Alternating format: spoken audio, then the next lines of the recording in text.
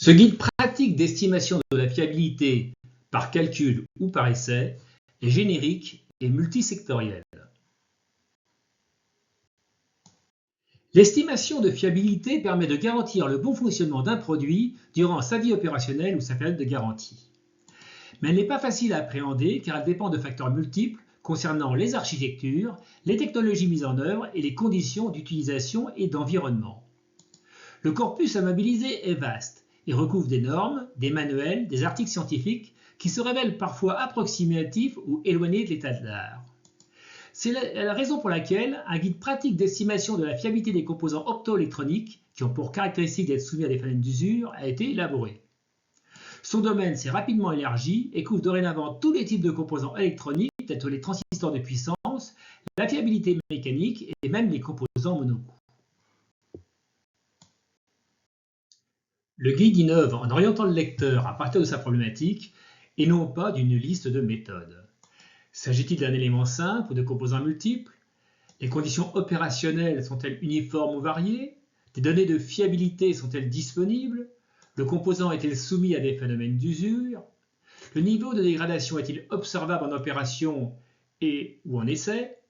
Le composant est-il sensible à des éléments rares? Une connaissance a priori, jugement d'expert ou retour d'expérience similaire est-elle disponible? S'agit-il d'un composant passif ou d'un élément mécanique? Des essais sont-ils envisagés? Le guide se présente sous la forme de chapitres applicables selon les caractéristiques du produit. Le premier chapitre porte sur des groupes de composants par opposition aux composants uniques. Il s'intéresse tout d'abord à la notion de module, constitué de composants pouvant avoir chacun plusieurs modes de défaillance, mais sans redondance ni dépendance interne. Il traite ensuite des architectures de systèmes, pour lesquelles il présente différentes méthodes d'estimation de fiabilité. À titre d'exemple, la fiabilité d'une source laser est ici calculée par traitement markovien ou par simulation de Monte-Carlo. Celle-ci est constituée de 3 chaînes en parallèle de 6 modules montés en série. La perte d'une ou de 2 chaînes est compensée par une augmentation du courant dans les chaînes restantes qui impacte le taux de défaillance des modules. Le niveau de stress engendré par diverses covariables, telles que la température, les vibrations ou l'humidité, accélère l'apparition des défaillances. Celui-ci doit être considéré dans les estimations de fiabilité et permet d'accélérer les essais d'endurance ou de fiabilité. Cette accélération fait l'objet de modèles mathématiques dont les plus courants sont fondés sur le modèle standard de vie accéléré qui fait l'hypothèse que seul le paramètre d'échelle de la fiabilité est modifié par le niveau de stress. On peut alors définir un facteur d'accélération FA. Dans le cas de stress variable, un facteur d'accélération équivalent peut être calculé par intégration selon le principe de Sediakin. En l'absence de données opérationnelles ou d'essais, la fiabilité d'un composant peut être estimée au moyen d'un recueil de fiabilité prévisionnelle qui propose un taux de défaillance en fonction du type de composant, de l'environnement et des conditions d'utilisation et d'approvisionnement. Mais les résultats varient entre le recueil, comme le montre cet exemple. Et ceux-ci ne prennent pas en compte les phénomènes d'usure. En l'absence d'usure, la fiabilité d'un composant se caractérise par un taux de panne constant qui peut être estimé à partir du nombre R de défaillance observé pendant une durée cumulée T en opération ou en essai. Ce taux peut être évalué avec un niveau de confiance au moyen de la loi du Qui 2. Les estimations sont généralement réalisées à 60% de confiance dans le domaine de la fiabilité et de la disponibilité et à 90% de confiance quand elles concernent la sécurité des personnes et des biens. Dans le cas où le niveau de dégradation n'est pas observable, les données opérationnelles ou résultats d'essai se limitent à une durée de fonctionnement par composant. Outre l'utilisation de méthodes non paramétriques telles que Kaplan-Meier, l'estimation consiste à choisir une loi de fiabilité et à procéder à son ajustement à partir des données observées.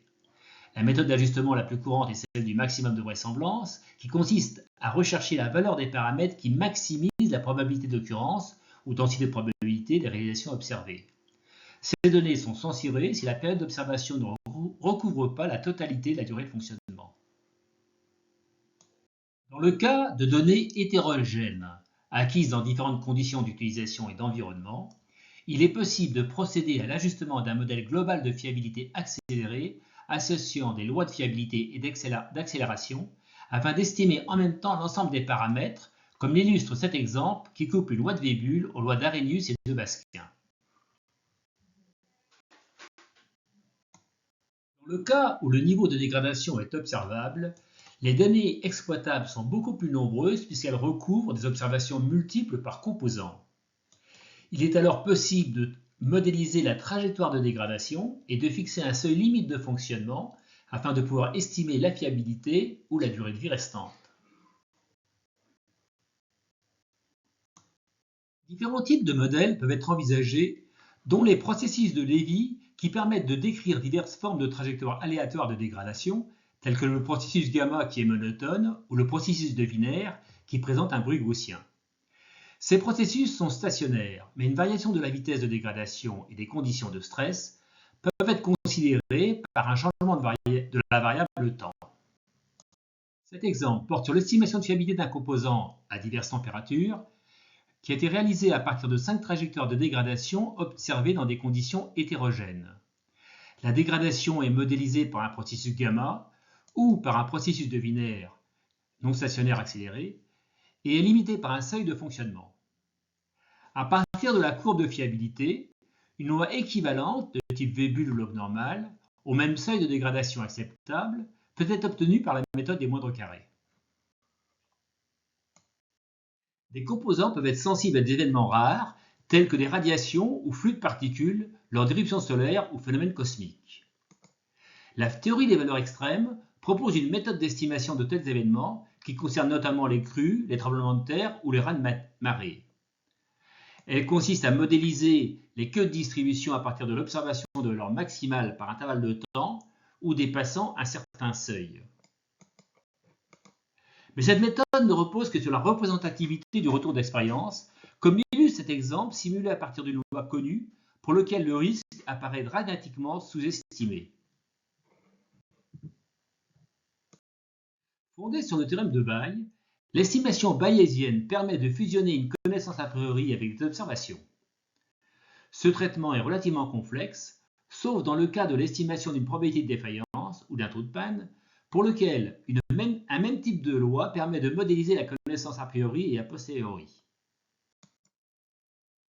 L'une des difficultés de la démarche réside cependant dans la transcription de l'information a priori en loi de probabilité.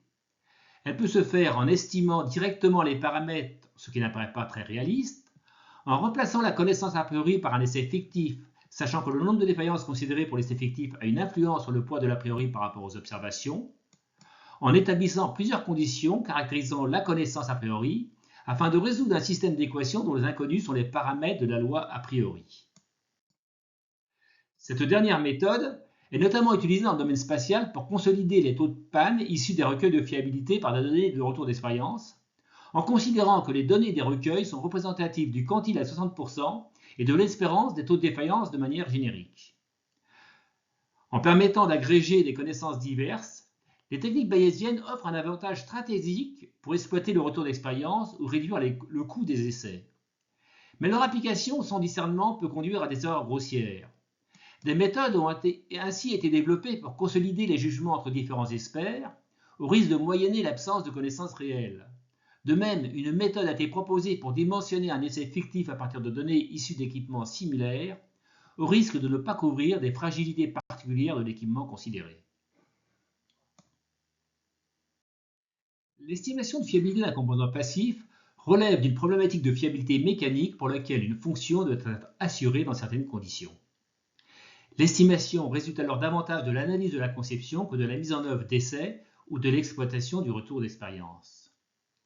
Cette conception peut être fondée sur un dimensionnement déterministe pour lequel des marges sont définies par des analyses de pire cas ou des coefficients de sécurité et la fiabilité est généralement considérée égale à 1.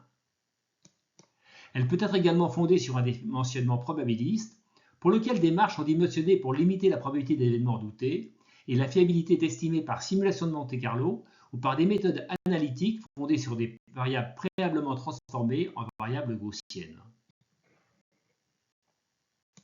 La simulation de Monte-Carlo permet de dimensionner des systèmes variés, comme l'illustre cet exemple de cavité optique pour laquelle aucun rayon ne doit sortir après des réflexions multiples sur les deux miroirs. La précision des résultats peut être améliorée par des techniques de réduction de variance qui privilégient les tirages dans une zone d'intérêt. La méthode contrainte-résistance permet de calculer la probabilité de défaillance à la sollicitation d'un mécanisme en tenant compte des dispersions. Celles-ci sont considérées gaussiennes ou sont préalablement transformées en variables gaussiennes par la transformation de Nataf et Rosenblatt. Les méthodes forme-somme généralisent le principe de la méthode contrainte-résistance dans un espace de variables multiples normales centrées réduites. Les essais d'endurance ou de fiabilité sont des processus aléatoires qui ne se déroulent pas toujours comme prévu. Ils sont généralement accélérés et peuvent être optimisés pour réduire leurs coûts. Cette optimisation porte sur le dimensionnement préliminaire ou la planification. Le dimensionnement préliminaire concerne notamment le type d'essai, à 0 panne ou plusieurs pannes escomptées, le nombre de pièces à tester et la durée des essais, l'observabilité durant les essais. L'optimisation concerne également les conditions de stress en essai, qui sont plus ou moins sévérisées par rapport aux conditions opérationnelles. Ces conditions peuvent évoluer au cours des essais selon diverses stratégies. L'optimisation des paramètres d'essai peut être éventuellement réalisée en couplant un outil d'optimisation à une simulation de Monte-Carlo du processus d'essai, comme le montre cet exemple. La planification des essais peut être préétablie ou élaborée séquentiellement en fonction des résultats observés au moyen de méthodes de planification telles que la déoptimalité utilisée pour les plans d'expérience. Cette méthode consiste à minimiser la variance des estimateurs en maximisant le déterminant de la matrice de Fisher. Elle est relativement simple à mettre en œuvre dans le cas où on fait l'hypothèse que la courbe de fiabilité ou de dégradation peut être approchée par un modèle linéaire. Des essais spécifiques sont mis en œuvre pour estimer la fiabilité des systèmes monocoûts en fonction d'un paramètre fonctionnel, tel que le courant d'activation d'un initiateur pyrotechnique ou la masse de poudre d'une cellule pyrotechnique par exemple.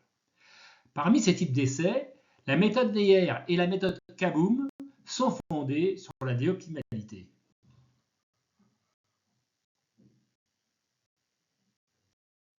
En conclusion, ce guide pratique d'estimation de la fiabilité propose la méthode d'estimation adaptée à chaque situation avec une description claire de son principe et de ses limitations et la délivrance systématique d'un exemple d'application sous Excel. 32 fichiers de calcul sont ainsi fournis avec le guide. Parmi ces exemples, le traitement des données de retour d'expérience ou d'essai nécessite l'emploi d'un outil d'optimisation performant tel que le logiciel CAB Designer développé par CAB Innovation. Le guide peut s'accompagner de cours de formation enregistrés couvrant la sûreté de fonctionnement, la simulation et la conception optimale. Une quarantaine de vidéos de 5 minutes environ sont accessibles via Internet. En explicitant les méthodes et leurs limitations, ce guide offre un garde-fou méthodologique susceptible d'éviter les erreurs trop souvent rencontrées dans notre métier. Il devrait trouver sa place auprès des concepteurs qui ne disposent pas tous de la culture de fiabilité dans un contexte de réindustrialisation rendu parfois difficile par des pertes de connaissances et de savoir-faire.